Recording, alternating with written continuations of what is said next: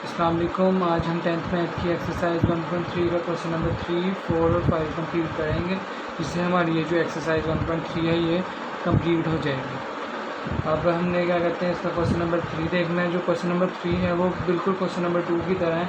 इसमें भी हमें उन्होंने जेड की वैल्यू दी हुई है और जेड की वैल्यू के ज़रिए हमने आगे प्रूव करने का लेफ्ट हैंड साइड और राइट हैंड साइड्स बराबर है। ठीक है, तो इसका पहला क्वेश्चन देखते हैं। पहले क्वेश्चन में उन्होंने हमें दिया है जेड डबल बार, अब इसमें 2 दफ़ा बार दी है इक्वल टू जेड। बार का मतलब क्या था, यहाँ पे कॉन्जुगेट लेना है। कॉन्जुगेट जब हम किसी कम्प्लेक्स नंबर का लेते हैं तो उसमें क्या होता है कि हम योटा वाली वैल्यू का साइन चेंज कर देते हैं, तो इसमें हमने यही करना है।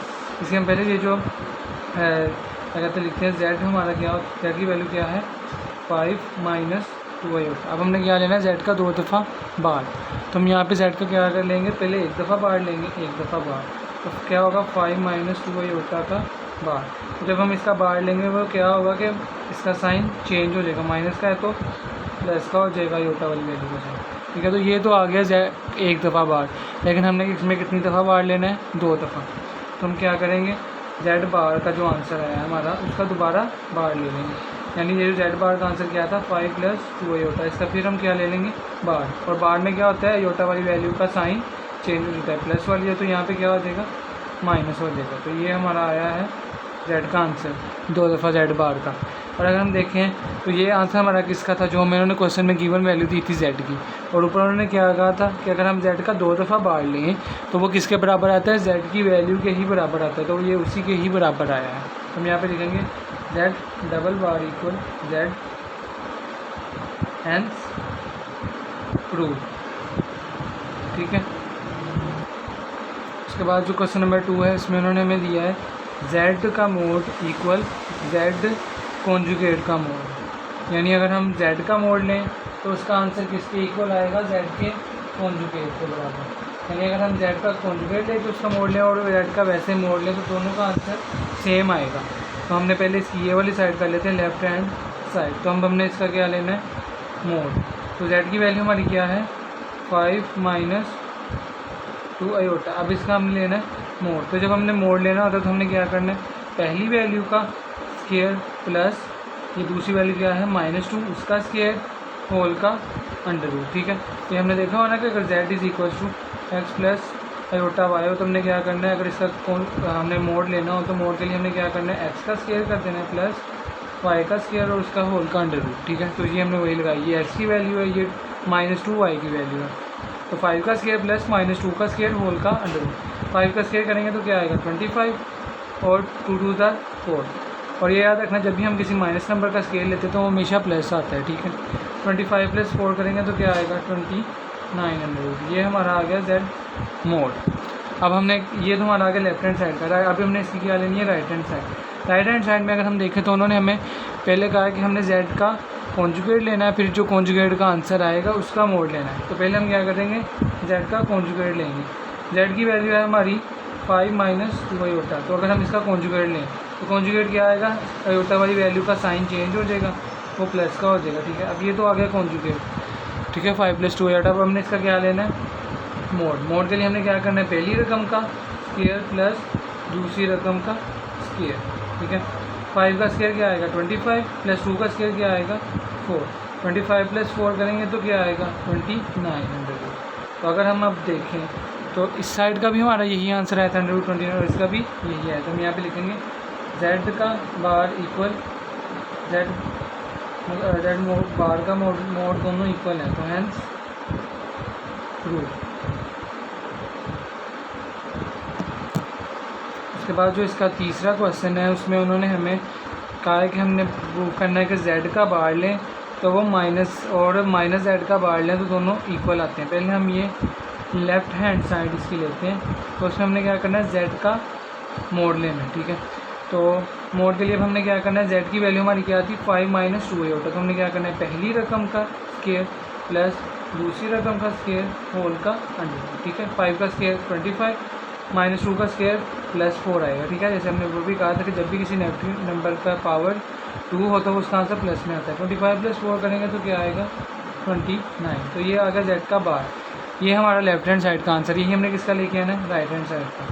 अब अगर हम अपनी राइट हैंड साइड देखें उसमें उन्होंने हमें क्या कहा है, -z का मोड। तो पहले हम हमारे पास z की वैल्यू है माइनस जेड की नहीं, तो हम पहले माइनस जेड फाइंड करेंगे। तो माइनस जेड के लिए क्या होगा, z की वैल्यू को माइनस से मल्टीप्लाई कर देंगे, यानी ये हमारी z की वैल्यू है, इसको माइनस से मल्टीप्लाई कर देंगे। तो क्या होगा, माइनस प्लस वाली वैल्यू माइनस की हो जाएगी और माइनस वाली प्लस की, यानी ये प्लस का 5 है तो ये माइनस का 5 और माइनस का 2 ही होता है, प्लस का 2 ही होता है। ये आ गया माइनस जेड। अब हमने माइनस जेड का क्या करना है, मोड लेना। तो जब हम लेंगे मोड तो ये क्या होगा, -5 का स्क्वायर प्लस ये 2 का स्क्वायर इक्वल और होल का अंडर रूट से। तो -5 का स्क्वायर क्या आएगा, +25। ठीक है, जब भी किसी नेगेटिव नंबर की पावर इवन हो तो आंसर प्लस है। 2 का स्क्वायर 4, 25 + 4 करेंगे तो क्या आएगा, √29। अगर हम देखें तो दोनों साइडें फिर बराबर आ गई हैं, तो हम यहाँ पे लिखेंगे z का मोड इक्वल -z का मोड, हेंस प्रूव। उसके बाद जो इसका क्वेश्चन नंबर 4 है उसमें उन्होंने हमें दिया है z मल्टीप्लाई z का बार इक्वल z का मोड का स्केयर, ये दोनों साइडें बराबर होती हैं। ठीक है, तो अब ये हमने प्रूव करना है कि दोनों साइडें बराबर है। पहले हम इसकी लेफ्ट हैंड साइड लेते हैं। लेफ्ट हैंड साइड में अगर हम देखें तो हमने क्या करना है, z की वैल्यू हमें चाहिए और z मोड की चाहिए, फिर हमने उनको मल्टीप्लाई करना है। z की वैल्यू तो उन्होंने हमें दी हुई है 5 - 2 होता, लेकिन z बार की उन्होंने हमें वैल्यू नहीं दी, तो हम पहले z बार फाइंड कर लेंगे। ठीक है, तो z बार के लिए क्या होगा, z की वैल्यू का हमने कॉन्जुगेट ले लेना है, यानी z की वैल्यू क्या आती है 5 - 2 होता, तो इसका हमने ले लिया कॉन्जुगेट। तो जब इसका कॉन्जुगेट लेंगे तो क्या आएगा, अयोटा वाली वैल्यू का साइन चेंज हो जाएगा, तो ये आएगा z बार का आंसर। अब हमें क्या करना है कि z की वैल्यू को और z बार की वैल्यू को आपस में क्या करना है, मल्टीप्लाई करना है। तो हम z को और z बार की वैल्यू को मल्टीप्लाई करेंगे। z की वैल्यू क्या थी 5 - 2 होता और z बार की क्या आई है अभी 5 + 2 होता। ठीक है, तो इन दोनों को हमने क्या करना है, मल्टीप्लाई करते हैं। तो हम इनको करते हैं, 5 भी दोनों से मल्टीप्लाई होगा और -2 होता भी दोनों से मल्टीप्लाई होगा। ठीक है, 5 × 5 = 25, 5 × 2 = 10 होता। ठीक है, माइनस प्लस माइनस 2 × 5 = 10 होता है, माइनस और प्लस माइनस 2 × 2 = 4, अयोटा और अयोटा क्या हो जाएंगे, अयोटा स्क्वायर। तो ये अगर 25 इसी तरह आएगा। अगर हम देखें तो ये +10 अयोटा और ये -10 अयोटा, तो ये आपस में कैंसिल। -4 इसी तरह आएगा, अयोटा स्क्वायर की वैल्यू -1, 25 इसी तरह आएगा, माइनस और माइनस प्लस 4 × 1 = 4, 25 + 4 करेंगे तो क्या आएगा 29। ये हमारा आ गया लेफ्ट हैंड साइड का आंसर। यही हमने लेके आना है राइट हैंड साइड का भी। तो राइट हैंड साइड में अगर हम देखें तो पहले हमने क्या करना है, z का मोड फाइंड करना है, फिर उसको स्केयर करना है। तो पहले हम क्या करते हैं, राइट हैंड साइड लिखते हैं। राइट हैंड साइड का पहले हमने क्या करना है, मोड फाइंड करना है, यानी z की वैल्यू का मोड। z की वैल्यू हमारी क्या थी 5 - 2 होता, तो हमने 5 - 2 होता का क्या करना है, मोड लेना है। मोड के लिए हमने क्या करना होता है, पहली रकम का स्केयर प्लस दूसरी रकम का स्केयर होल का अंडर रूट। 5 का स्केयर करेंगे तो क्या आएगा 25, प्लस माइनस माइनस प्लस हो जाएगा, 2 × 2 = 4, 25 + 4 करेंगे तो क्या आएगा 29।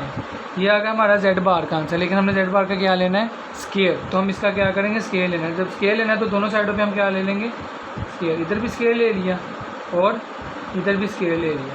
ये तो इसी तरह आ जाएगा z बार का स्केयर। ये 2 √ से कैंसिल हो जाएगा ना, क्योंकि 2 जो स्केयर है वो √ से कैंसिल हो जाएगा। तो यहाँ पे क्या बच गया 29। तो ये हमारा किसका आया राइट हैंड साइड का, और यही हमारा किसका था लेफ्ट हैंड साइड का। तो हम दोनों साइड पर इक्वल आ गई, तो हम लिख देंगे z × z बार इक्वल z मोड का स्केयर, हैंस प्रूव।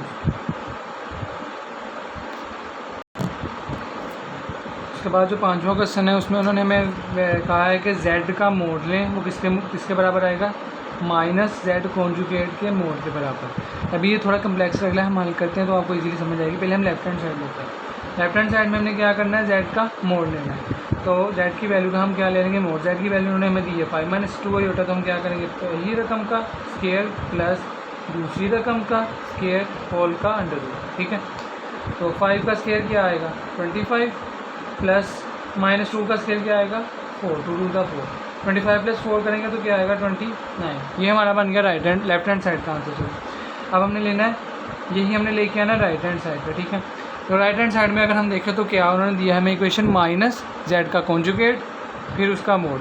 तो पहले हमने क्या करना है, z का कॉन्जुगेट लेना है, कॉन्जुगेट लेके फिर उसका माइनस फाइंड करना है, फिर उसका मोड लेना है। पहले हम z का कॉन्जुगेट लेते हैं। कॉन्जुगेट के लिए हमने क्या करना है, उसकी वैल्यू में से अयोटा का साइन चेंज कर देना। ठीक है, तो जेड का कॉन्जुगेट क्या आएगा, 5 माइनस 2 आयोटा था तो क्या होगा माइनस 2 आयोटा क्या आ जाएगा प्लस 2 आयोटा। ये आ गया जेड कॉन्जुगेट। अभी हमारे पास इतनी चीज़ आ गई है, ठीक है, इतनी चीज़। अब हमने इसका क्या करना है, माइनस भी, इसको किससे मल्टीप्लाई कर देना है, माइनस से। तो हम जेड कॉन्जुगेट को किससे मल्टीप्लाई कर देंगे, माइनस से, सही है। तो जब हम ये वाली जो हमारी वैल्यू है इसको अब हमने किससे मल्टीप्लाई कर देना है, माइनस के साथ। तो minus plus minus, minus plus minus, तो ये हमारा आ गया माइनस जेड कॉन्जुगेट। यानी अब हमारी इतनी चीज़ हल हो गई है, ठीक है। अब ये मोड रह गया सिर्फ, तो हम इसका मोड ले लेंगे, यानी माइनस जेड कॉन्जुगेट का मोड। तो जब मोड लेना तो हमने क्या करना है, पहली रकम का स्केयर प्लस ये दूसरी रकम का स्केयर होल का अंडर रूट। -5 का स्केयर क्या आएगा, +25, और -2 का स्केयर +4, ठीक है। 5 5 25, 2 2 4, 25 + 4 करेंगे तो क्या आएगा 29। तो ये हमारा किसका आंसर आ गया, राइट हैंड साइड का। अगर हम देखें तो हमारी लेफ्ट हैंड साइड का भी यही आंसर था और राइट हैंड साइड का भी। तो हम लिख देंगे जेड का mod equal minus Z conjugate का मोड, हैंस प्रूव। उसके बाद जो इसका क्वेश्चन नंबर 4 देख लेते हैं।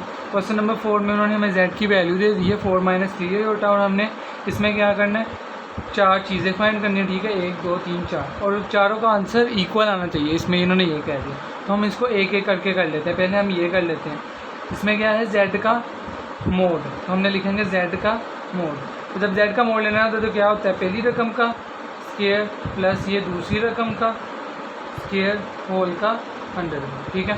तो 4 का स्केयर क्या आएगा 16 प्लस -3 का स्केयर 3 3 9 और अंडर रूट। 16 + 9 करेंगे तो क्या आएगा 25, उसका अंडर रूट। 25 का अंडर रूट क्या आएगा 5, ठीक है।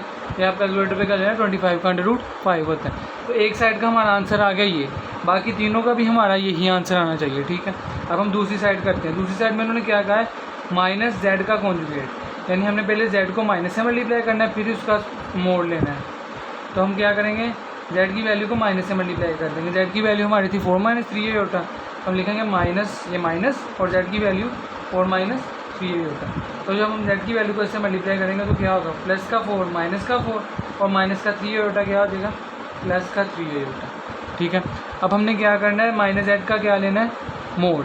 तो हम लेंगे यहाँ पे माइनस z का मोड। मोड के लिए हमने क्या करना है, पहली रकम का स्केयर प्लस ये दूसरी रकम का स्केयर सारे का अंडर रूट। -4 का square 16 plus 3 3 9 under root. 16 + 9 25 under root. 25 under root क्या आएगा 5। अभी ऊपर भी हमने देखा था। तो ये हमारा आ गया दूसरी साइड, पहली का भी यही आ रहा है और दूसरी का भी, ठीक है। दो हमारे इक्वल आ गए। अब हमने तीसरी देखनी। तीसरी में हमने क्या है कि z का 2 दफ़ा कॉन्जुगेट लेना है, फिर उसका मोड लेना है। तो पहले हम लिखते हैं z का एक दफ़ा कॉन्जुगेट लेंगे, फिर दूसरी दफ़ा लेंगे। पहले हम एक दफ़ा कॉन्जुगेट लेंगे। z की वैल्यू हमारी क्या थी 4 - 3 आयोटा। इसका जब हम पहली दफ़ा कॉन्जुगेट लेंगे तो क्या होगा, -3 आयोटा प्लस 3 आयोटा हो जाएगा। तो ये एक दफ़ा कॉन्जुगेट आ गया। उसके बाद जब हम इसका दूसरी दफ़ा कॉन्जुगेट लेंगे, यानी ये जो आंसर आया है इसका दोबारा कॉन्जुगेट लेना है, इसका कॉन्जुगेट लेना है, ठीक है। तो जब इसका कॉन्जुगेट लेंगे फिर क्या होगा, 4 इस तरह आएगा, इसका साइन चेंज हो जाएगा आयोटा वाली वैल्यू को। तो ये फिर 4 - 3 आयोटा हो जाएगी। 2 दफ़ा कॉन्जुगेट ले लिया। अब हमने क्या करना है, इसका मोड लेना है। तो अब हम यहाँ पे लिखेंगे z डबल कॉन्जुगेट का मोड। वैल्यू क्या है 4 - 3 आयोटा, तो इसका क्या हमने लेना है मोड। मोड के लिए क्या होगा, पहली रकम का स्केयर प्लस ये दूसरी रकम का स्केयर सारे का अंडर रूट, ठीक है। 4 का square 4 × 16 plus 3 3 9 under root. 16 + 9 25 under root, और 25 अंडर रूट क्या आएगा 5, ठीक है। तो ये हमारी तीसरी साइड का भी देखें तो इक्वल आ गया 5 के, तीनों का 5 5 आ गया। अब इसमें जो चौथी साइड है उसमें उन्होंने हमें क्या दिया है, माइनस जेड कॉन्जुगेट फिर उसका मोड। तो हम पहले क्या करेंगे, इसमें जेड कॉन्जुगेट फाइंड करेंगे। जेड कॉन्जुगेट हमने फाइंड किया था तो उसका आंसर क्या आया था 4 + 3 आयोटा। तो अब हमने क्या करना है, जेड कॉन्जुगेट को माइनस से क्या करना है, मल्टीप्लाई करना है। तो हमारे पास जेड कॉन्जुगेट की वैल्यू तो है। अब इसको हम इसकी वैल्यू को किससे मल्टीप्लाई कर देंगे, माइनस से। तो हम यहाँ पे लिखेंगे माइनस जेड कॉन्जुगेट।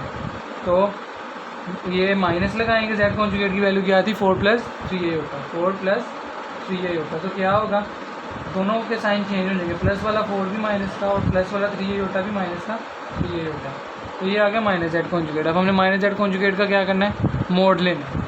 तो हम इसका क्या लेंगे, मोड। मोड के लिए क्या होगा, पहली रकम का स्केयर प्लस ये दूसरी रकम का स्केयर सारे का अंडर रूट। -4 का स्केयर 4 4 ज़ा 16, -3 का स्केयर 3 3 ज़ा 9, 16 + 9 करेंगे तो 25 अंडर रूट, 25 अंडर रूट क्या आएगा 5। ठीक है, तो अगर अब हम देखें तो हमारा ये भी 5 आंसर आया, ये भी 5 आया, ये भी 5 आया और ये भी 5 आया, तो चारों इक्वल आ गई है ना। तो हम यहाँ पे लिख देंगे z का मोड इक्वल माइनस z का mod equal z double conjugate का mod equal minus z conjugate का मोड, हेंस प्रूव। उसके बाद ये जो क्वेश्चन नंबर 5 है, इसमें उन्होंने हमें दो वैल्यूज़ दे दी हैं, z1 और z2। z1 की वैल्यू है 2 + 3 अयोटा और z2 की वैल्यू है -1 + अयोटा। अब जैसे पिछले 3 और 4 में हमने वैल्यूज़ को प्रूव करते हैं कि left hand side right hand side के बराबर है, लेकिन इस क्वेश्चन में हमने प्रूफ नहीं करना। इसके दो पार्ट है, ठीक है, दोनों में हमने प्रूफ नहीं करना, सिर्फ इसका आंसर निकालना है। अब इसमें देखें तो उन्होंने लिखा, पहले पार्ट में उन्होंने लिखा है आर ई का मतलब है यहाँ पे रियल z1 डॉट z2, यानी अगर हम z1 z2 को मल्टीप्लाई करके उसका रियल पार्ट लिखना है। जैसे मैंने बताया था कि जब हमारे पास इस तरह कम्प्लेक्स नंबर हो वो होता है जिसमें एक रियल वैल्यू हो और एक अयोटा वाली इमेजिनरी वैल्यू। तो ये जो जिसके साथ अयोटा नहीं होता उसको हम कहते हैं रियल वैल्यू, और जिसके साथ अयोटा होता है उसको हम क्या कहते हैं, इमेजिनरी वैल्यू। ठीक है, तो अब इसमें हमने क्या इससे हमें समझ क्या लग रही है कि हमने z1 और z2 को मल्टीप्लाई करना है। एक तो ये चीज़ समझ लगी, दूसरा हमने क्या करना है, जब इनको मल्टीप्लाई करके हमने कौन सा पार्ट लिखना है, सिर्फ रियल पार्ट, यानी हमने इमेजिनरी पार्ट इसका नहीं लिखना। यानी z1 और z2 को मल्टीप्लाई तो हमने करना है लेकिन इसका रियल पार्ट लिखना है, इमेजिनरी पार्ट नहीं लिखना। तो हम पहले क्या करते हैं, z1 और z2 को मल्टीप्लाई करते हैं। z1 और z2 को मल्टीप्लाई करना है, z1 की वैल्यू क्या है 2 + 3 अयोटा और z2 की वैल्यू क्या है -1 + अयोटा। अब हमने इन दोनों को क्या करना है, मल्टीप्लाई। 2 - 1 ज़ा, अब देखो प्लस और माइनस, -2 1 ज़ा 2, प्लस और प्लस 2 को अयोटा से करेंगे तो 2 अयोटा, प्लस और माइनस 3 1 ज़ा 3 अयोटा, इसी तरह आ गया। उसके बाद प्लस और प्लस ही आएगा, 3 इसी तरह आ गया, अयोटा और अयोटा स्क्वायर। ठीक है, लगी समझ।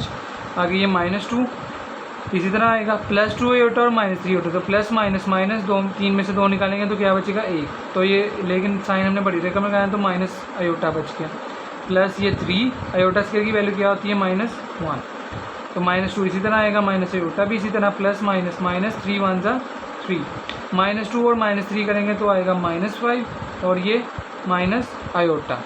ठीक है, अब हमने क्या करना है, ये तो हमारा आया है z1 डॉट z2 का, लेकिन हमने क्या करना है, इसका सिर्फ रियल पार्ट लिखना है आर ई।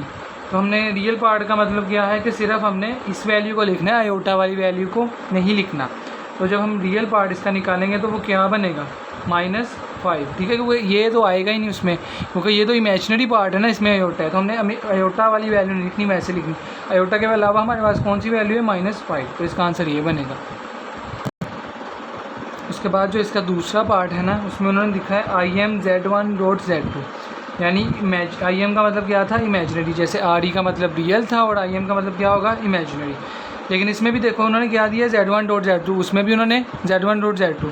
अब इन दोनों में फ़र्क ये है कि बिल्कुल हमने जब इस क्वेश्चन को हल करना है ना, हमने बिल्कुल ये स्टेप करने हैं सारे यहाँ तक। ठीक है, यहाँ तक जो है वो हमने यही स्टेप करने हैं इस क्वेश्चन में। ठीक है, यहाँ तक करने के बाद अब फ़र्क आना है, यानी हमने यहाँ तक कर लिया। ठीक है, हल करने के बाद हमारा ये आंसर आएगा -5 माइनस अयोटा। उसमें हमने कौन सी वैल्यू लिखनी थी, सिर्फ रियल वैल्यू जिसके साथ अयोटा ना हो। तो लेकिन इसमें अब हमने कौन सी लिखनी है, इमेजिनरी वैल्यू। इमेजिनरी वैल्यू का मतलब क्या है, जिसके साथ अयोटा हो। तो इसमें सिर्फ हमने वो वैल्यू लिखनी है जिसके साथ अयोटा होगा, जिसके साथ अयोटा नहीं है उसको नहीं लिखना। तो अयोटा वाली यहाँ पे कौन सी वैल्यू है, माइनस अयोटा, तो ये इसका आंसर बन गया। इसमें मैंने ये स्टेप नहीं किए क्योंकि वैसे ही वीडियो बहुत लंबी हो गई है, ये आपने स्टेप इसमें करने हैं, लेकिन यहाँ तक तो आपने वैसे ही कर लेना, आगे आपने ये 2 स्टेप कर देना। ठीक है, क्योंकि इसमें सिर्फ हमने इमेजिनरी पार्ट बताना है अयोटा वाला, इसमें हमें इमेजिनरी बता देंगे, और इसमें रियल बताना था अयोटा के बगैर वाला, इसमें अयोटा के बगैर वाला बता देंगे। ठीक है, तो इससे हमारा ये जो एक्सरसाइज 1.3 है ये कंप्लीट हो गई है। ठीक है, अगर वीडियो पसंद आई हो तो वीडियो को लाइक करना है, चैनल को सब्सक्राइब करना है, वीडियो को शेयर लाजमी करना है।